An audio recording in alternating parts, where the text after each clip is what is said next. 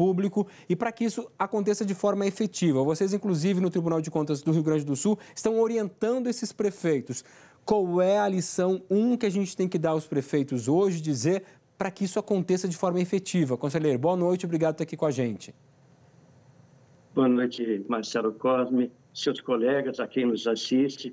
Na verdade, nós estamos profundamente engajados no Tribunal de Contas do Rio Grande do Sul e na própria Atricom, que é a entidade nacional que reúne os membros e os próprios tribunais de contas, no sentido de ajudar a construir um ambiente de segurança jurídica, primeiramente, para os gestores, porque surgem muitas dúvidas nessa hora. Temáticos, em particular, o caso do Rio Grande do Sul, mas uma das primeiras providências adotadas pelo TCE, já no ano passado, quando daqueles inúmeros problemas no Vale do Taquari, foi a edição de uma cartilha com orientações, perguntas e respostas extremamente objetivas, que agora foi atualizada, está à disposição na internet, e estamos participando, através de conselheiros da presidência, do conselheiro Marco Peixoto e dos técnicos da casa, eu diria assim, reuniões continuadas com gestores públicos, com técnicos dos municípios para ajudar a esclarecer dúvidas. Um aspecto importante eu quero voltar é a segurança jurídica para que o administrador não tenha receio de tomar as decisões necessárias numa hora tão sensível, onde implementar medidas urgentes se revela absolutamente inafastável. Então, essa é uma preocupação que nós temos do ponto de vista da orientação, da assistência e, claro, estimulando sempre que todas as medidas adotadas, ainda que nesse contexto, zelem pelo registro das informações, pela fundamentação dos atos adotados, porque são muitas decisões sendo demandadas ao mesmo tempo, e pela máxima transparência, para que haja visibilidade para o controle social, para o Tribunal de Contas, para os demais órgãos de controle, para a imprensa como um todo, porque isso dá segurança para o próprio administrador. Então, esse é um dos grandes estímulos que nós temos feito. E, claro, também junto com isso, focando e direcionando que todas as decisões sejam acompanhadas pelas unidades de controle interno dos municípios e da administração estadual, com o assessoramento jurídico dos municípios, de maneira que nós tenhamos um ambiente de tranquilidade para a tomada de decisão. Mas você lembrou bem no início da nossa fala, Marcelo, nós estamos tratando de recursos públicos e essa premissa... É dinheiro público indo para quem precisa, né? O próprio cidadão. Então, esse caminho tem que ser feito de uma forma muito segura e correta. O André Trigueiro tem uma pergunta para o senhor. Doutor César, boa noite. Obrigado pela presença do senhor aqui no Em Pauta. Eu vou fazer um breve resumo aqui da situação. Assim me parece. O Brasil já tem a lei da transparência. Ela não é obedecida por boa parte dos gestores públicos. Nós, jornalistas, temos que evocar uma outra lei, que é a Lei de Acesso à Informação, LAI, para obter dados que deveriam estar disponibilizados e, por vezes, é muito difícil, mesmo com a LAI, chegar a essas informações. Eu sou do Rio de Janeiro, o senhor sabe, em 2011 houve comoção por conta da tragédia na região serrana do Rio, Petrópolis, Teresópolis e Nova Friburgo. Tivemos Liberaleira, doutor César. A pergunta é a seguinte: por que agora seria diferente? O senhor está confiante de que os prefeitos gaúchos, o governo do estado, todas as autoridades seguirão a cartilha da transparência absoluta e da prestação de contas? Bem, nós precisamos sempre trabalhar com a presunção da boa-fé do ato do administrador. Agora, não significa dizer que nós desprezamos a possibilidade de irregularidades, de fraudes, evidentemente que não.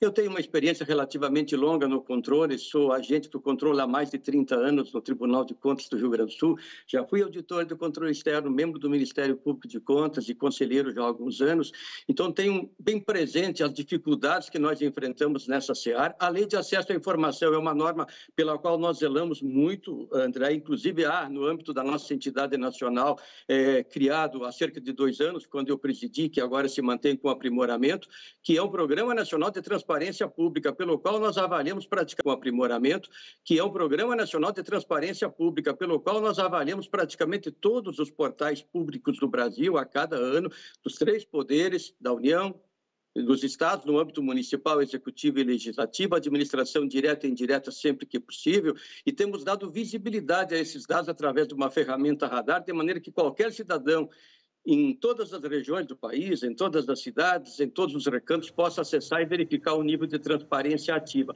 Agora, de fato é importante. Nós falamos muito que colocar a administração pública em público, que é uma frase conhecida do Norberto Bobbio, é fundamental para que a sociedade possa participar. E o nosso trabalho envolve muito uma relação de diálogo com a imprensa. Participando, orientando, participando das atividades de capacitação com profissionais da comunicação. E cada vez mais nos parece relevante também que nós eduquemos para o exercício da cidadania, porque uma questão é importante, às vezes os dados são incompletos ou são muito herméticos, usam uma linguagem que não dialoga com a cidadania. Então, tudo isso faz parte de um conjunto de ações de fiscalização e de orientação que nós temos procurado adotar para que o cidadão procure essa informação, possa fazer uso e dialogue. Eu estou falando aqui, inclusive, com vocês hoje, muito na condição de ouvidor do Tribunal de Contas do Estado do Rio Grande do Sul. E nós temos aí um canal permanente, através de rede social, de telefone, de e-mail, para receber demanda, muitas vezes desidentificados. E agora, nosso papel da ouvidoria vai crescer muito, me parece, porque nós estamos, assim, com a perspectiva, evidentemente, de uma boa gestão, mas de uma grande massa de recursos públicos sendo administrada de maneira muito célere por conta da premência. Então, todas essas forças, do ponto de vista do controle social, do controle interno, dos órgãos da administração pública e dos tribunais de contas do Ministério Público, vão precisar caminhar de mãos dadas, na verdade. Conselheiro, nosso tempo está acabando. Eu queria muito rapidamente que o senhor desse o caminho para a orientação dos prefeitos. E através do site de vocês, o prefeito que está em dúvida, o que ele deve fazer agora para poder agilizar essa liberação de dinheiro e fazer isso tudo de forma correta?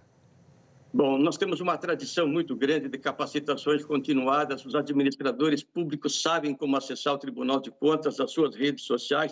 Nós temos essa cartilha disponível da internet. Apesar do nosso site também, Marcelo, estar fora do ar, tivemos que fazer uma operação de emergência, porque o Tribunal de Contas também foi alagado, fica numa zona central da cidade, mas encontramos mecanismos alternativos, e-mails, telefones, então o acesso é plenamente factível.